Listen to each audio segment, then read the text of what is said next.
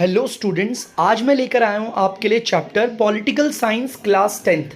Chapter का नाम है जेंडर, रिलीजन और कास्ट। बहुत ही अच्छा चैप्टर है। चलिए इस चैप्टर को स्टार्ट करते हैं। इसका पहला क्वेश्चन जो है, मैं आपको सारे क्वेश्चंस करवाऊंगा सीरियल वाइज। तो सबसे पहला क्वेश्चन पढ़ते हैं। What is meant by sexual division of labour. बच्चे, सेक्सुअल डिवीजन ऑफ लेबर का मतलब क्या होता है? बेटा मैं आपको बताता हूं क्या इसका मतलब। बच्चे, ये जो सेक्सुअल डिवीजन ऑफ लेबर है या जेंडर डिवीजन ऑफ लेबर है, मतलब कि लिंग के आधार पर, मतलब कि मेल फीमेल, इसके आधार पर काम को बांटना, इसे कहते हैं सेक्सुअल डिवीजन ऑफ लेबर। जैसा कि आप सब जानते हैं, हमारे घर के अंदर जितने भी काम आते हैं, कपड़े धोना हो गया, कपड़ों को प्रेस करना हो गया, झाड़ू लगाना, पोछा लगाना और घर पे खाना पकाना, एवरीथिंग, हमारे घर पे अंदर के जितने भी काम होते हैं, या तो उसे हमारी घर की औरतें करती हैं। आपको पता ना, घर के अंदर के काम तक बटे हुए हैं कि घर के अंदर जितना भी काम होगा, झाड़ू लगाना, पोछा लगाना, आपका कपड़े सुखाना, खाना पकाना, बच्चों को तैयार करना, कपड़ों पे प्रेस करना, हर काम हमारे घर की औरतें करती हैं। या तो औरतें करेंगी या तो फिर औरतों के द्वारा करवाया जाएगा किसी वर्कर से। माने या तो हमारे घर का काम हमारी औरतें करेंगी, या तो फिर हमारी औरतों का काम है कि वो बाहर से किसी वर्कर को लेकर आए और घर का काम करवाए।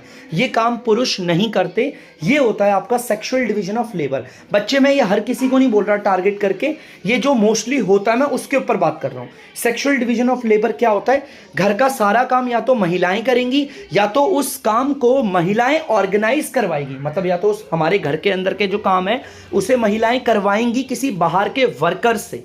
ठीक है बच्चे, इसे कहते हैं sexual division of. Question number 2, why did women in different parts of the world agitate. माने कि बच्चे, दुनिया भर में जितनी भी अलग अलग हिस्से में औरतें हैं वो एगिटेट क्यों थी? एगिटेट का मतलब होता है बच्चे चिंतित होना, उत्तेजित होना, मतलब किसी चीज़ के लिए टेंशन लेना और या फिर विद्रोह करना, ये समझ लीजिए आप। तो देखते हैं भाई क्यों थी। औरतें जो थी ना बच्चे, वो एगिटेट इसलिए थी क्योंकि वो चाहती थी बराबरी का अधिकार, समाज में बराबर का अधिकार। वो चाहती थी कि पॉलिटिक्स में सिर्फ बराबरी का अधिकार नहीं, वो ये भी चाहती थी कि पॉलिटिक्स में भी उनका रोल हो। पहले पहले की हमारी जो राजनीति होती थी उसमें से पुरुष लोग ही भाग लेते थे, लेकिन महिलाएं चाहती थी कि वो लोग भी भाग लें इसमें। इसके अलावा लीगल स्टेटस, उनका एक स्टेटस होना चाहिए, समाज में एक ओहदा होना चाहिए। जैसा हम अगर अपना पुराना इतिहास उठाएं तो पुराने इतिहास में जो समाज था उसमें औरतों की कोई भूमिका नहीं होती थी ज़्यादा, उनका कोई महत्व नहीं होता था। इसके अलावा वो चाहती थी उनकी करियर अपॉर्चुनिटीज़ बढ़े, उनका जो करियर की अपॉर्चुनिटीज़ है वो भी बढ़े, और साथ साथ उनकी एजुकेशन भी इम्प्रूव हो, उनकी शिक्षा भी इम्प्रूव हो। पहले पहले ये सब चीज़ें नहीं हो पाती थी, इसीलिए और दुनिया भर में अलग अलग हिस्से में जो औरतें थी वो एगिटेट होती थी। ठीक है बच्चे। Question number 3, what did radical women do. Radical women क्या करती थी, या रेडिकल वुमेन जो थी वो क्या करती थी? तो बताता हूँ बच्चों। रेडिकल वुमेन ना आंदोलन को चलाया करती थी। ठीक है, जो रेडिकल औरतें होती है, रेडिकल औरतें अक्सर वो होती है जो अपने लिए विरोध करती हैं चीज़ों का। अगर उन्हें लगे उनके साथ कुछ गलत हो रहा है तो उसके लिए आवाज़ उठाना, आंदोलन करना, ऐसी औरतों को रेडिकल बोला करते थे। तो रेडिकल औरतें क्या करती थी बच्चों? वो आंदोलन को चलाती थी, और ऐसे आंदोलन जिनका मकसद होता था बच्चे पर्सनल लाइफ में बराबरी लाना। देखो, औरतों की ना एक तो होती है पर्सनल लाइफ और एक होती है उनकी फैमिली लाइफ। वो चाहती थी कि पर्सनल लाइफ में भी हमें इक्वालिटी मिले, भाई पर्सनल लाइफ में भी इक्वालिटी मिले, जो भी मतलब उनका मतलब ये लगा लो जो बॉय है और गर्ल है उनमें बराबरी रहे। इसके अलावा फैमिली लाइफ में भी वो इक्वालिटी चाहती थी। अब सर फैमिली लाइफ में इक्वालिटी को समझाओ। भाई देखो, फैमिली लाइफ मतलब हमारे जो परिवार की जिंदगी है उसमें इक्वालिटी कहाँ है? सारा काम तो मम्मियाँ ही करती हैं, और वो सारा का सारा पहले से ही चूज्ड है कि मम्मी ही घर का काम करेगी। ऐसा थोड़ी होता, मम्मी घर का काम भी करेगी, बाहर का काम भी करेगी। तो हमारी जो रेडिकल औरतें हैं वो ऐसे आंदोलन को चलाती थी जिस आंदोलन का मकसद होता था कि औरतों को फैमिली लाइफ के अंदर भी इक्वालिटी मिलना। इसके अलावा आंदोलन का एक और मकसद होता था कि वुमेन्स को पॉलिटिक्स में भी भाग मिले। ऐसा ना हो कि राजनीति से पुरुषों के लिए रह जाए, औरतों को भी राजनीति में भाग लेने का मौका मिले। इसीलिए रेडिकल वुमेन आंदोलन करती थी, आंदोलन में प्रदर्शन करती थी और बोलती थी कि हमें भी राजनीति में हिस्सा दो। ठीक है, तस्वीर में आप देख सकते हो ना, तो दिखा भी रखा है। देखो ये हाथ दिख रहा होगा, उसमें चूड़ी, एक लेडी का हाथ है जो अपना अधिकार मांग रही है, कह रही राजनीति में मुझे भी भाग लेना है। ठीक है। Question number 4, what type of society do we live in. हम किस तरह के समाज के अंदर रहते हैं? तो बच्चे मैं आपको बताऊं, हम एक ऐसे समाज में रहते हैं जहां पर जो समाज है वो मेल डोमिनेटेड है।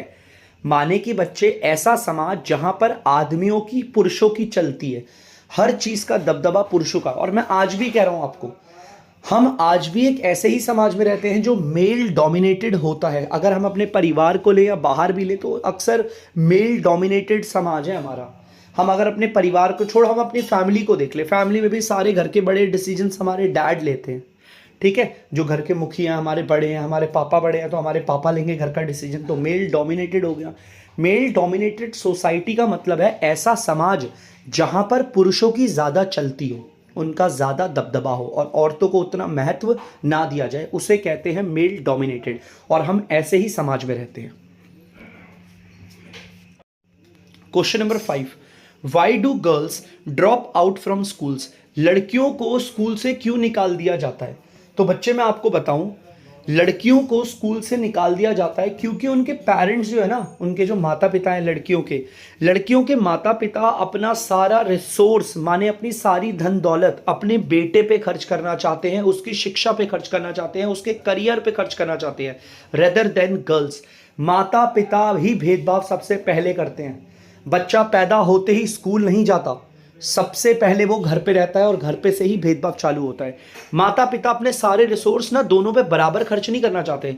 वो सोचते हैं तो बेटी है, कल को शादी कर कर ससुराल चले जाएगी, है ना, पराया धन है, पराई बेटी है, जो भी आप बोलो, अलग अलग वर्ड से उससे डिनोट करते हैं। मगर बेटा हमारा अपना है, हम इस पर खर्च करेंगे, हमारे साथ रहेगा, कल को हमारे बुढ़ापे का सहारा बनेगा। तो ये चीज़ है, लड़कियों को स्कूल से इसलिए निकाल दिया जाता था क्योंकि माता पिता अपना जितना भी पैसा है, अपनी जितनी भी धन दौलत है, रिसोर्स है, वो सारा बेटे पे खर्च करना चाहते थे, ठीक है। ये मेंटालिटी प्रॉब्लम है, उनकी सोच थी कि बेटी को पढ़ा कर क्या करेंगे, ठीक है। तो इस वजह से उन्हें स्कूलों से निकाल दिया जाता था। Question number 6, what is the provision of the equal wages act? तो बच्चे मैं आपको बताता हूं कि ये इक्वल वेजेस एक्ट का मतलब क्या है। बच्चे इस कानून का प्रावधान है कि चाहे महिला हो या पुरुष हो, चाहे महिला हो या पुरुष हो, दोनों को बराबर ही मात्रा की वेजेस पे की जाएगी अगर दोनों काम बराबर करते हैं। लेट्स सपोज एक बॉय है और एक गर्ल है, ठीक है। एक बॉय और एक गर्ल है, दोनों के दोनों सेम काम करते हैं, सेम टाइम तक काम करते हैं, तो दोनों को बराबर सैलरी दी जाएगी, वेजेस दी जाएगी। वेजेस का मतलब पगार, सैलरी, कुछ भी कह लो आप, तनख्वाह, कुछ भी कह लो, वेजेस है। तो यही हमारा कानून बोलता है, इक्वल वेजेस एक्ट, कि अगर कोई व्यक्ति बराबर मात्रा का काम कर रहे हैं तो चाहे वो महिला हो या पुरुष हो, उन्हें बराबर मात्रा का ही पे किया जाएगा। और इसका एक बहुत अच्छा उदाहरण है कि आप अगर देखेंगे, अगर आज भी बॉलीवुड इंडस्ट्री की हम बात करें तो बॉलीवुड इंडस्ट्री में आज भी इक्वल वेजेस एक्ट नहीं लागू होता। क्यों? क्योंकि वहां पर हमने हमेशा देखना, मोस्टली मेल्स को ज़्यादा पैसे दिए जाते हैं, हीरोज़ को, और हीरोइंस को कम पैसा दिया जाता है, जबकि दोनों ही वर्क कर रही हैं, उसमें हार्ड कर रही हैं। कई कई मूवीज़ ऐसी भी होती है जिसमें दोनों बराबरी का काम करते हैं, फिर भी उन्हें बराबरी का पे नहीं किया जाता। तो ये इक्वल वेजेस एक्ट जो है वो इसीलिए है ताकि जिन महिलाओं को उनकी मेहनताना का पैसा भी नहीं दिया जा रहा है तो उसके लिए वो विरोध कर सके। अगर हमारे समाज में कोई भी ऐसी औरतें हैं जिन्हें लगता है कि भाई हम जितना काम हम कर रहे हैं उतना ही काम हमारे मेल कलीग्स भी कर रहे हैं, उसके बाद भी मेल कलीग्स को ज़्यादा पैसा दिया जा रहा है, हमें कम पैसा दिया जा रहा है, तो इसके लिए वो विरोध कर सकती है। और कौन सा कानून उनके साथ है? Equal wages act. Question number 7, how can you say that the equal wages act is not implemented properly? आप ऐसा कैसे कह सकते हैं कि जो इक्वल वेजेस एक्ट का कानून है वो चारों तरफ लागू नहीं होता अच्छे से? तो बच्चे मैं आपको बताता हूँ, ये जो इक्वल पे या फिर इक्वल वेजेस एक्ट है ना, कि महिला और पुरुष दोनों को बराबरी का पे किया जाएगा, ये चारों तरफ हर जगह पर सही से इम्प्लीमेंट मतलब लागू नहीं है। जैसे कि अगर बात करो आप स्पोर्ट्स की, खेल की बात कर लो, या फिर आप सिनेमा की बात कर लो, या आपकी फैक्ट्री की बात कर लो, या फिर आपके फील्ड वर्क की बात कर लो, आप किसी भी काम की बात कर लो, कोई सा भी काम हो, सारे के सारे कामों में महिलाओं के और पुरुषों के मुताबिक महिलाओं को कम पे किया जाता है और पुरुषों को ज़्यादा पे किया जाता है। आप देख सकते हो ये हर जगह पर है बच्चे। Question number 8, what has led to a decline in child sex ratio? क्या कारण है जिसकी वजह से चाइल्ड सेक्स रेशियो डिक्लाइन हो रहा है? बच्चे मैं आपको समझाता हूँ। जितने भी पेरेंट्स होते हैं, माता पिता होते हैं, वो हमेशा प्रेफर करते हैं कि उन्हें बेबी बॉय हो। माता पिता ना ज़्यादातर यही प्रेफर करते हैं कि हमें काश बेबी बॉय हो जाए। और अगर बेबी गर्ल होती है, प्रेगनेंसी के दौरान बेबी गर्ल्स होती है, तो पेरेंट्स क्या करते हैं, अलग अलग तरीके ढूंढते हैं कि हम किस तरीके से इस गर्ल को अबॉर्ट करें, उसके पैदा होने से पहले ही उसे मार देना, जिसे गर्भ हत्या कहते हैं, अबॉर्शन। तो अलग अलग तरीके ढूंढते हैं, जैसे कि यहाँ पर आप देख सकते हो लेडी सोच रही है कि काश मेरा अबॉर्शन प्राइवेटली हो जाए, मतलब घर पे ही हो जाए आराम से सेफ तरीके से।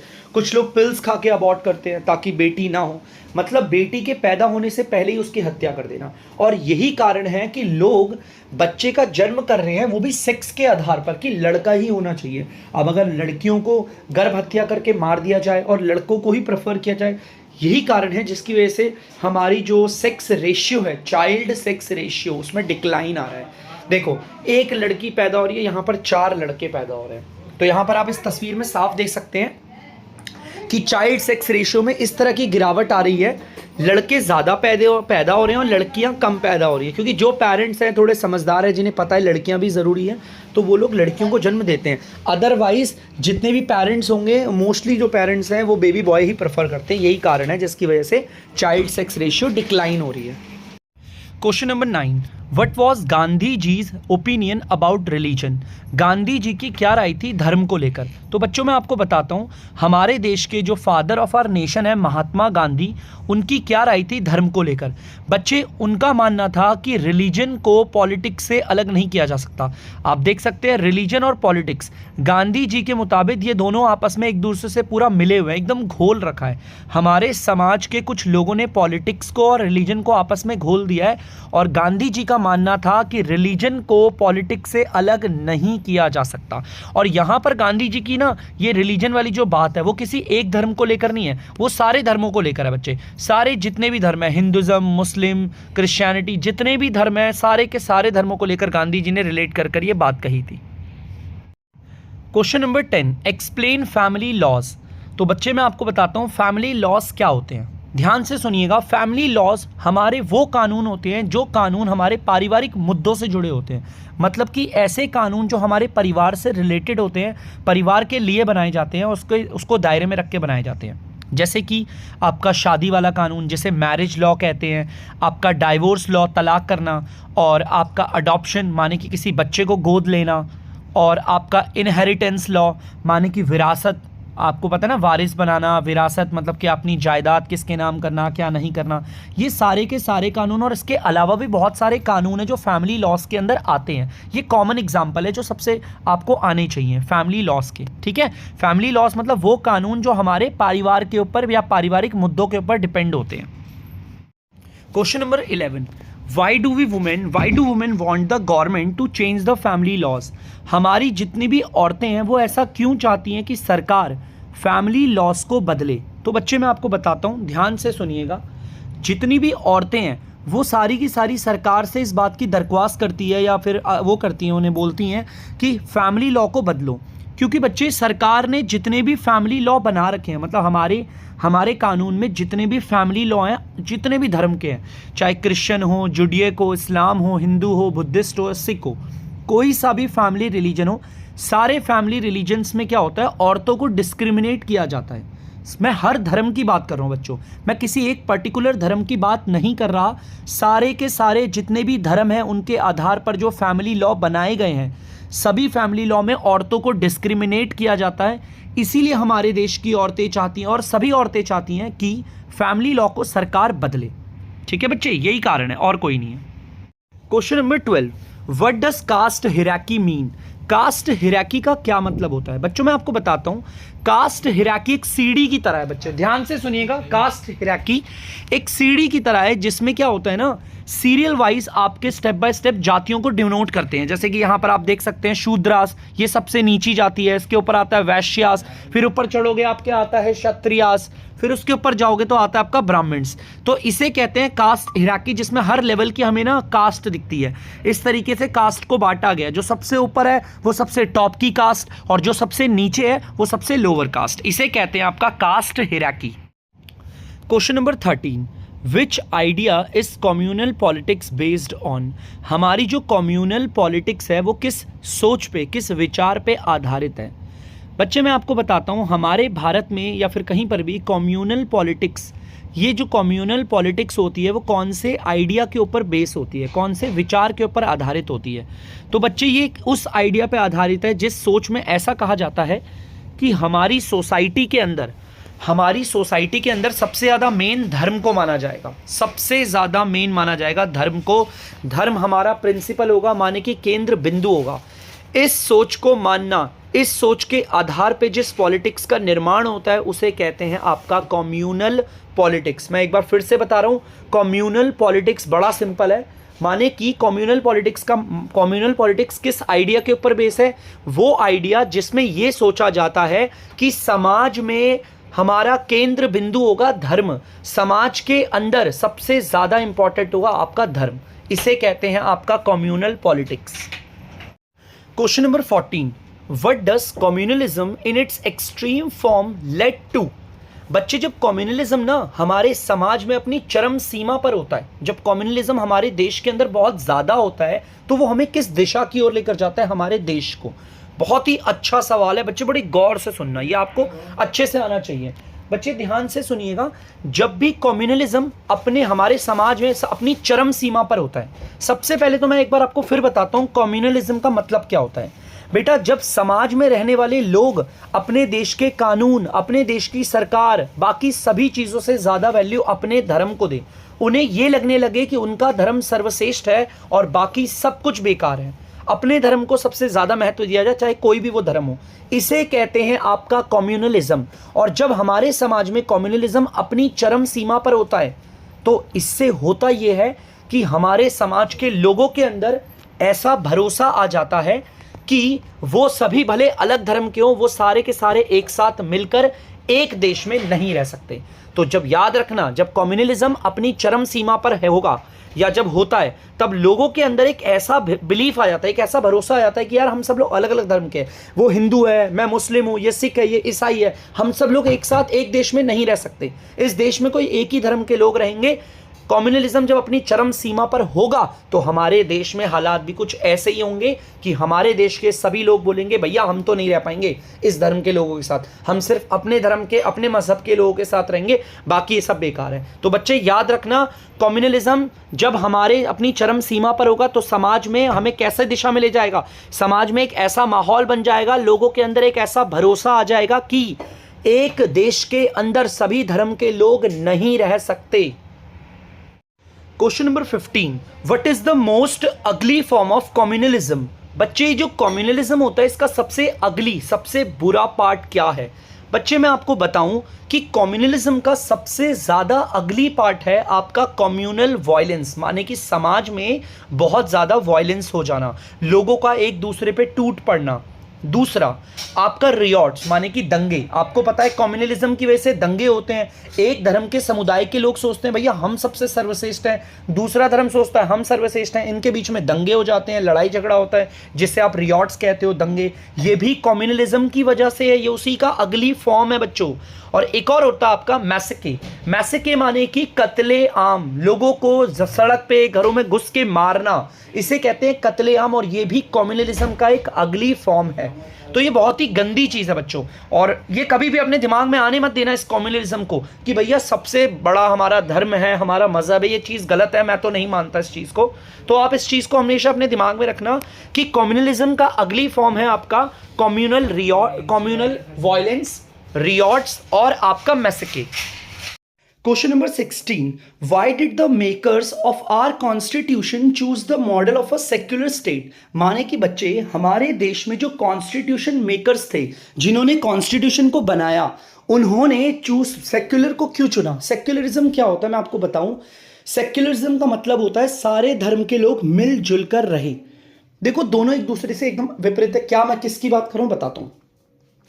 तो सवाल समझ में आ गया होगा आपके कि हमारे जो कॉन्स्टिट्यूशन मेकर्स थे उनके दिमाग में सेक्युलर का मॉडल उन्होंने क्यों चूज किया। ठीक है बच्चे, मैं आपको बताऊं, जो मेकर्स ऑफ इंडियन कॉन्स्टिट्यूशन थे, हमारे भारत के संविधान को बनाने वाले जो लोग थे, उन्होंने सेक्युलरिज्म को इसलिए चुना। सेक्युलरिज्म का मतलब होता है सभी धर्म के लोग एक साथ मिलजुल कर रहे, इसे कहते हैं सेक्युलरिज्म। और इसे उन्होंने इसलिए चूज किया क्योंकि हमारे समाज की सबसे बड़ी प्रॉब्लम थी देश की कम्युनलिज्म। कम्युनलिज्म का मतलब क्या होता है? जब लोगों के अंदर भावना आती है कि भाई मेरा धर्म सबसे बड़ा, बाकी सब बेकार, और मेरे धर्म से बड़ा ना सरकार ना कानून। समझ रहे हैं? हमारी डेमोक्रेसी के लिए सबसे बड़ा प्रॉब्लम था कम्युनलिज्म, और ये डेमोक्रेसी के लिए सबसे बड़ी प्रॉब्लम थी। इसीलिए जो कॉन्स्टिट्यूशन मेकर्स थे, जो संविधान बनाने वाले लोग थे, उन्होंने सेक्युलरिज्म को लेकर आए, और सेक्युलरिज्म की वजह से हमने इस कम्युनलिज्म प्रॉब्लम को हराया। देखो कैसे, कम्युनलिज्म का मतलब क्या होता है कि हाँ, कोई भी सब धर्म के लोग अपने आप को सबसे ऊपर समझेंगे और बाकी सबको लोअर लेवल पे, ठीक है। अब इसे हराने का तरीका क्या है, सेक्युलरिज्म ले आए। सेक्युलरिज्म में क्या होता है, सारे धर्म के लोग मिलजुल कर रहेंगे। तो सेक्युलरिज्म की वजह से हमने आपका ये जो आपका कम्युनलिज्म है इसे हराया। तो याद रखना, हमारे जो कॉन्स्टिट्यूशन मेकर्स थे, जिन्होंने संविधान बनाया, उन्होंने सेक्युलरिज्म क्यों चूज किया, बिकॉज हमें कम्युनलिज्म को अपने इस बड़ी सी प्रॉब्लम को हराना था, और इस प्रॉब्लम को हराने के लिए वो लेकर आए आपका सेक्युलरिज्म, ठीक है। सेक्युलरिज्म का मतलब और कम्युनलिज्म का मतलब याद रखना। कम्युनलिज्म का मतलब होता है जब एक धर्म का व्यक्ति अपने धर्म को सर्वश्रेष्ठ समझे, बाकी सबको गिरा हुआ ऐसी है, बेकार है। और सेक्युलरिज्म का मतलब होता है सभी धर्म बराबर होंगे, सारे धर्मों को बराबरी मिलेगी, ठीक है। तो कम्युनलिज्म की प्रॉब्लम को हराया सेक्युलरिज्म की वजह से। Question number 17, what type of society did Periyar Naicker want to establish. तो बच्चे हमारा 17 क्वेश्चन कह रहा है पेरियार नाइकर किस तरह का समाज को स्थापित करना चाहते थे। तो मैं आपको बताता हूँ, तस्वीर में जैसे आप देख रहे हैं वो है आपके पेरियार नाइकर। बेटा ये एक ऐसी सोसाइटी चाहते थे जिस सोसाइटी के अंदर इनइक्वालिटी, वो भी जाति को लेकर, बिल्कुल भी ना हो। मतलब ये एक ऐसा समाज बनाना चाहते थे जिसके अंदर जाति को लेकर कोई भेदभाव ना हो, मतलब कि SC ST OBC या कोई भी प्रकार की जातियों में जो भेदभाव होता है वो बिल्कुल भी ना हो।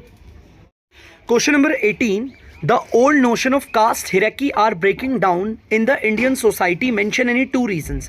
हमारे भारत की सोसाइटी में, माने कि भारत के समाज में जो कास्ट हियरार्की है वो धीरे धीरे टूटती जा रही है। इसके कोई दो कारण बताने हैं। तो बच्चे कास्ट हियरार्की में आपको समझाता हूँ कि जातियों के आधार पर लोगों को बांट देना। सबसे ऊंची जाति ब्राह्मण, क्षत्रिय, वैद्यास, वैश्यास, शूद्रास और परिहार्स, या जिसे हरिजन भी कहते हैं। तो कास्ट हियरार्की जो हमारे भारत के समाज में थी, अब वो धीरे धीरे टूटती जा रही थी। उसका कारण था आपका लिटरेसी रेट का बढ़ना, लोग शिक्षा प्राप्त कर रहे थे और लिटरेट हो रहे थे। और इसका दूसरा कारण है आपका ऑक्यूपेशनल मोबिलिटी, मतलब कि लोग अपने हिसाब से अपने काम को छोड़कर किसी दूसरे काम को भी अपना सकते हैं। और इसकी वजह से जाति में ना, देखो आपको ना ये वाला पॉइंट मैं अच्छे से समझाता हूँ एक बार डिटेल में। बच्चे देखो ध्यान से, जैसे ब्राह्मण है, क्षत्रिय है, वैश्यास हैं, जो वैश्यास का काम होगा वो वैश्या करेंगे, शूद्रास नहीं कर सकते। हरिजन का काम जो है वो हरिजन करेंगे, ब्राह्मण नहीं कर सकते। अब मान लो ऑक्यूपेशनल मोबिलिटी है, अगर कोई हरिजन ब्राह्मण का काम करना चाहता है तो वो एक रोजगार छोड़ के दूसरा रोजगार ले सकता है। ऑक्यूपेशनल मोबिलिटी से कास्ट हियरार्की खत्म हो रही है ना। अगर हरिजन व्यक्ति ब्राह्मण का काम करेगा तो इसका मतलब कास्ट हियरार्की खत्म हो रही है। कौन सा ब्राह्मण कौन सा हरिजन, सब एक दूसरे का काम कर सकते हैं। पहले जातियां जो बनी थी वो काम के आधार पर थी, काम के आधार पर वैश्यास का काम जो था वो वैश्यास जाति से बिलोंग करने लगे। इसी तरीके से कोई भी जाति का कोई भी काम कर सकता है। इसी को तो बोलते हैं आपका ऑक्यूपेशनल मोबिलिटी, मतलब कोई भी व्यक्ति किसी भी रोजगार में जाकर ट्रांसफर कर सकता है। तो इन दो कारण की वजह से हमारे भारत में जो पुराने टाइम से कास्ट हियरार्की चली आ रही थी वो खत्म हो गई। Mention one situations where expression of caste difference in politics play a positive role. बच्चे आपको कोई एक ऐसे हालात बताने हैं जिसमें हमारी राजनीति के अंदर जो कास्ट डिफरेंस होता है, मतलब जाति को लेकर जो अंतर होता है ना, ये एक बहुत अच्छी भूमिका निभाता है। तो बच्चे मैं आपको बताता हूँ, राजनीति के अंदर भी कास्ट डिफरेंस होता है। अलग अलग जाति के आधार पर सीटों को रखा जाता है कि हर जाति को मौका मिले। और यही चीज़ हमारी राजनीति के अंदर, ये जो कास्ट का डिफरेंस है, ये फ़ायदा देता है हमारी उन कम्युनिटीज़ को जो डिसएडवांटेज्ड है, माने कि वो लोग जिन्हें फ़ायदा कभी मिला ही नहीं, इन लोगों को मौका मिल पाता है इसकी वजह से, ताकि ये लोग पॉलिटिक्स में भाग ले पाए। तो बच्चे ध्यान से सुनना, हमारा राजनीति के अंदर जो आपका कास्ट डिफरेंस है, इसकी वजह से ये जो हमारी डिसएडवांटेज्ड कम्युनिटी है, मतलब वो कम्युनिटी जिन्हें फ़ायदा नहीं मिलता, इन्हें चांस मिल जाता है पॉलिटिक्स में भाग लेने का। Question number 20, in which country is the participation of women in public life very high. वो कौन सा देश है जहाँ पर औरतों का पार्टिसिपेशन पब्लिक लाइफ में बहुत ज़्यादा है, मतलब समाज की जो ज़िंदगी होती है, सामाजिक ज़िंदगी में उनका जो रोल है वो बहुत ज़्यादा है। कौन सी कंट्री ऐसी? तो बच्चे इस पूरी दुनिया के अंदर इस पूरी दुनिया के अंदर वो कंट्री है आपका स्वीडन। ये यूरोप के अंदर आती है स्वीडन कंट्री। यहाँ की औरतों का पार्टिसिपेशन पब्लिक लाइफ में काफ़ी ज़्यादा है। अगर हम बात करें भारत की, तो भारत में हमारी जो पब्लिक लाइफ है, मतलब सामाजिक ज़िंदगी जो है ना, उसमें औरतों का इतना ज़्यादा कंट्रीब्यूशन नहीं है जितना स्वीडन में वहाँ की रहने वाली औरतें पब्लिक लाइफ में ना अपना योगदान देती हैं और उसमें भाग लेती हैं।